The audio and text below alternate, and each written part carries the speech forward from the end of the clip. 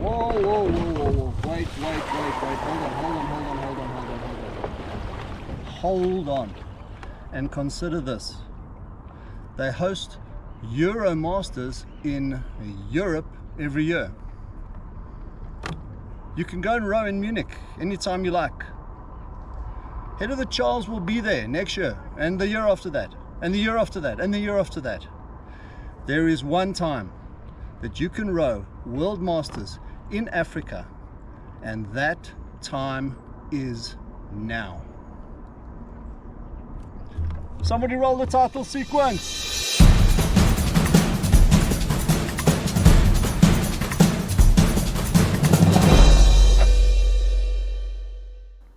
Hey, this is InFin8 Rowing, and of course we're going to South Africa for World Masters 2023. If you're still sitting on the fence and you haven't quite decided yet, let's give you a couple of nudges in the right direction, because there are only a few days left to get your entries in. If you have decided and you're all booked up, then let's give you a couple of reasons to be glad that you did. Here's a big nudge. This is the event's official promo video.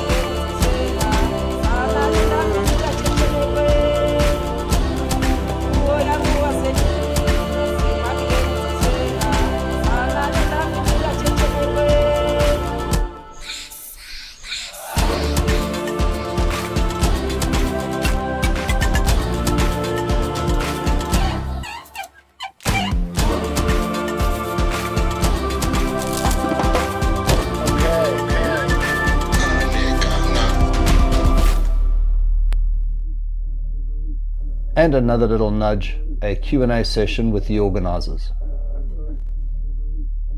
Okay, so here we are in Zoom with Anne and Colleen from the organising committee. Hi, guys. Hi. Hi. Thank you. So obviously I've been wandering around the UK at some of the bigger regattas promoting, and a few of the people in the UK will probably recognise my face that I've stopped and given them a flyer. So a lot of them had a few questions, and this is the opportunity for us to kind of get some answers from the guys on the organising committee, who will be able to give us the ins and outs of the things that people are concerned about. So thanks, guys. Just to start off with a couple of questions from myself. One of the things that came up when I was talking to the guys was the fact that they're a little bit concerned about the fact that they're going to Africa. A few of them were worried about the fact that there were hippos and crocodiles in the water, which I assured them that that certainly wasn't the case. Well, not at the regatta, and not that we know of. No, I'm just kidding. But yeah, some of them were a bit worried about the fact that if they run into a little bit of trouble as far as medical or emergency responses was concerned, what would be available to them, and how would they get treated, and how would they be able to get to a local hospital? Okay, so we've scoped a very comprehensive medical service. We've got we will have 2 ambulances on site at all times. We've got a fully stocked medical center. We have a full rescue. The on-water is obviously taken care of in terms of rescue there, but we have a first aid center. We're also going to have overnight medical care. So we have the glamping village at the venue. So for those people who are staying with us on the venue 24/7, we will have an ambulance and a paramedic team in attendance at all times. So we are feeling very comfortable that we have very good and comprehensive medical care. The nearest hospital is around 15 minutes away, 20 minutes in heavier traffic. So it's not too far. And so we feel that everyone is going to be fine. We're not too concerned about that, but we have taken every precaution to make sure that we have the best medical care. So the one thing that is important, and this is this is standard for any World Rowing Masters Regatta that you go to, is you do have to have medical insurance. So when you come to South Africa, our private hospitals are excellent. And so we have absolutely no concern that you'll be in the best hands, but you do need to have that medical insurance. And we are actually going to be asking for proof of that when you arrive. In case something does happen, we need to know that we can take you directly to a private hospital rather than a state hospital. So yeah, just make sure that you're ready with that, and then you'll be in good hands. I think anybody traveling anywhere without medical insurance is crazy anyway, and I'm sure the Europeans are very used to this, so thank goodness for that. I mean, there was a little bit of concern around the fact that, there's been things in the news regarding the South African water. I have assured everybody that the tap water is some of the best water in the world, and they really, really don't need to worry about anything as far as that is concerned. And, there will obviously be plenty of availability of bottled water. So there certainly isn't anything that they need to worry about. But in terms of the water at Plaat, what are our feelings as far as that is concerned at the moment? So we are bringing in water, drinking water, even though the tap water at Roodeplaat is drinkable, but we are bringing in purified water. So we'll have all the certificates in place there. So we don't have any concerns about that. If anyone does have concerns, we will also be selling bottled water, but we're obviously, from a sustainability perspective, we're going to be encouraging people to fill up your water bottles from the tanks that we have there. But yeah, you will have options and a range, so depending on your preference. Right. Okay. So let's have a look at some of the questions we got. Hi, I'm Tommy from Popular, and I was just wanting to know how you're going to get the people from the airport to the course safely. So Roodeplaat is about 45 minutes away from OR Tambo, where all international visitors will be arriving. We have a shuttle service that's available. You can go onto our website and book your shuttle. And literally from OR Tambo, you can fly to Nelspruit, where you can go now and do a safari tour at the Kruger National Park. You can fly to Durban, an hour away, Cape Town, 2 hours away, East London, an hour and a half away. All of those destinations are very accessible from OR Tambo. Yes. Yeah, I think you can buy a car and you can do a road trip, which would be awesome. Yeah, I think the issue of a car came up as one of the questions. So let me ask that question of you. Yeah, I'm from Hollingworth Lake and we're off to South Africa for the Worlds. I'm particularly interested in understanding whether or not we can get car hire after the event, to go down to somewhere like Rorke's Drift, further south, do a safari. Talk to me about it. Okay, so absolutely, car hire in South Africa is very easy. We have all of the international car hire brands here. So at OR Tambo, you can actually find links through the OR Tambo website, I think. But otherwise, Evers, Hertz, whatever Europe car you can rent there. Driving, especially if you're coming from the UK, it's easy because we all drive on the correct side of the road. Correct side of the road, yeah. And I mean, I love road trips. Road tripping here is brilliant. We have really good roadside services as well. The main routes, the highways are in good condition, and it's easy driving. I think in terms of if you're looking to do a trip, you could also talk to Nexus, our travel partners. They're quite helpful in terms of advising things, and I know that we do have quite a few. I think there are some resources that would be quite helpful in terms of planning, more historical or themed road trip. Excellent. So and they're on the website and easily available. So if somebody wanted to pre-organize something, they could get hold of Nexus through the website and ask for anything. Probably they could organize any manner of trip, doing anything. Anything. They're really well networked. They can do anything for you. There's a few Fantastic. standard travel packages available on the website that you can browse through, but that's just an example. You can actually contact Nexus and get them to do a custom travel plan for you. Yeah, I think anyone going to a different country, would be hesitant to just, kind of Google travel agents and whatever. So at least if this is somebody that we have, that we've checked out, listen, I'm saying we because I'm obviously a South African, but nothing to do with the organization, just as a caveat. But yeah, the fact that they can access these type of things through a trusted partner, which would be the organizing committee, is of some comfort to a lot of people, I'm sure. So that's really excellent. Okay, let's take another question. Hi, hello. I'm from Portugal. I row for Cambridge 99s, and I'm going to be in the World Masters Rowing in South Africa in September. But I would like to know more about the accommodation on site. Yep, we're very excited about the glamping village that we've got on the site. Literally, how far is it to the regatta? About 100 meters. Yeah. So it's right there in the midst of the buzz of the regatta. There's options in the African for bush. Although the area is like a nature reserve, it's not like there's, it's unlikely that they might come across anything except a cute little buck. Like a few monkeys, meerkats, which are amazing.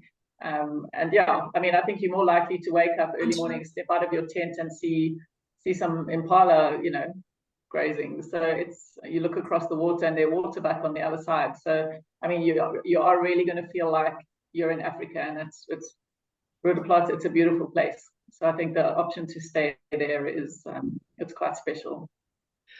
Sam, whom I'm sure lots of people have met, has organized entertainment every single night. The opening ceremony is going to have one of our well-known performers, Majosi, performing at it. So another advantage of staying at the glamping village is, if you imbibe one or two proper South drinks African experience, you can just trundle down the hill to your tent and have a good night's sleep. So we're wanting this regatta to be a festival of rowing, of music, of art, South African souvenirs from local people, as well as the rowing itself. We really want it to be from the day you arrive to the day you leave. It's going to be an experience. A nice blend of sporting experience as well as cultural experience. That's what's going to make this world particularly special. I mean, we've all been to a few of them. Myself and Anne have been to a number of worlds. Colleen has represented South Africa in a number of ways, ex-Olympian, etc. So we've all been to these events where it's all about the sport. It's all about going crazy and making sure that you give your best performance from a competitive point of view, and that's important. But the fact is that this is going to give you two experiences. You're going to have all of that because all of the racing is going to be world class, but at the same time you have the opportunity to experience somewhere that you've never experienced before, and Africa is definitely going to be one which anyone who's going to attend this one will remember for the rest of their lives. Yeah, the issue of security came up. Let's take a question on that one. Hi, I'm Tanya from the Centenary Rowing Club in Brisbane, Australia. I'm looking forward to coming to World Masters in South Africa in September. My question is, what is the security like in the compound where the glamping is, and what sort of foods are we going to be eating? So we're aware that people may have security concerns, and this is similar to medical. We have gone full hog. We've got a 24/7 security. There is existing security at the venue, but we've added for the event itself. So the glamping area is going to be fenced in, and it will have a security sort of detail on that. And we will have security at the entrance to the reserve and around the rowing venue. So I think it's a relatively remote area where we think normally there are no issues there. So we're pretty comfortable that people are going to feel safe and secure and be able to just focus on enjoying themselves. And the food included in the glamping is breakfast and dinner. So there's going to be a buffet style available for you. So you don't have to worry about food. You don't have to worry about getting up extra early to get a shuttle to the course. It's right there. Everything's on your doorstep. Okay, so here's another question on security, but we've kind of covered that. So, so Mike would also like to know about distances. Mike Bond, the Vice Captain of Norwich Rowing Club, and we are very interested in coming to South Africa. The only concern we've got, two concerns really, is the distance in travel and secondly the security when we're actually there. I have been told that actually it's in a remote area and it will be quite safe. So once we've got that out of the way, we can start thinking about the distance and the cost. And we might end up coming in September, but at the moment we're sort of not sure whether we're going to come along or not. So hopefully we will be there. So the flight from Europe to South Africa is 12 hours. You get on in the evening, you enjoy your flight, sleep. Yeah, watch movies. I love flying to Europe. Not that I get to do it that often, but you just sit there and you indulge yourself watching movies all the way to Europe. And next morning, whoops, you're there. So literally it might be 12 hours, but it passes in a flash. and I mean, there's direct flights from almost everywhere in Europe. You know, it's not like people are going to have to go via and sit somewhere for 4 hours in an airport chair or something like that. You know, it's one sleep away. You know, don't think about it as distance. You get on the plane, you go to sleep, and you wake up and you're in sunny South Africa. I mean, from the time of the year point of view, I mean, it couldn't really be better, could it? I mean, September is just a fantastic time to row in South Africa. You know, the wind in August has kind of died down. The rains haven't kind of yet started up. The oppressive heat that you can experience at Roodeplaat isn't happening yet because it's early spring. It should be really, really fantastic from a climate perspective. Definitely, and we actually selected the dates really looking at the weather. The winds are low in terms of average wind speeds. We're not promising no wind, but we can. Be, Europeans, yeah, the weather should be really the wind good. over here is a different story. I mean, trust me, I went to Brit Masters last year in Nottingham, and the windsock was absolutely horizontal. It's crazy. I suppose one thing people might be concerned about is that the Highveld is known for its thunderstorms. And that's another good thing about September. It's before we get into that thunderstorm season. Yeah. And will anyone ever experience a Worlds where they have one additional challenge? Let's not think of it as anything negative. I mean, it is a fantastic leveler where they're going to row at this altitude. We're at about 1,600 meters. Roodeplaat, So yeah. come early. Yeah. Roodeplaat 1,600 meters above sea level. So yeah, if you can tie in a few days beforehand to acclimatize to just getting used to the slightly different air conditions, you'll be in a much better position to be able to compete. Yeah. In fact, we have had a couple of people who are coming in earlier and they're actually going to Dinner King, because Dinner King is an hour away from Roodeplaat, and you can see the Big Five there. It's a really lovely reserve to visit. I mean, what sort of day trips are available as far as things to literally go out for the day from the venue or from the accommodation surrounds? So if anybody wants to take a day trip in between their racing, after their racing, there's a number of options available on our website, from going to the Cradle of Humankind, doing an inner city tour of the Apartheid Museum, visiting the Lion and Rhino Park, visiting the Elephant Sanctuary, going to Sun City and Pilanesberg, going to the Lesedi Cultural Village. All of these are right there on our doorstep and available for you to book online. So you don't have to be stuck at the venue all the time, although it's going to be gorgeous there. You can take a day trip to any one of 20 options available on the website. And I think the nice thing is that a few people are concerned about the fact that, you know, they're not necessarily just going to come over on their own. They're bringing family, you know, wives and children, etc. And they're saying, well, you know, what's the wife and kids going to do while I'm busy racing? And I've reassured everybody, first of all, the accommodation in the area is ridiculously beautiful. I mean, I've been to some of those resorts where they have spas and, you know, the fact that the currency is where it is means that you can go to any of the top restaurants and you can literally not spend your money. South African food and wine will blow everybody's mind, I think. I'm really happy about the fact that we're going to get a big tick from the world as far as the way we entertain is concerned. So that's really good as well. And the other thing with the day tours is they're all running from the venue. So you book, everything is taken care of. I think most of them exclude lunch, so you'll need to pay for your own lunch. But otherwise, you know, the transport, guiding, everything is included in those packages. One of the things that was obviously mentioned was, you know, how would people pay for things? I would imagine that everything at the venue, you would be able to swipe or click a card.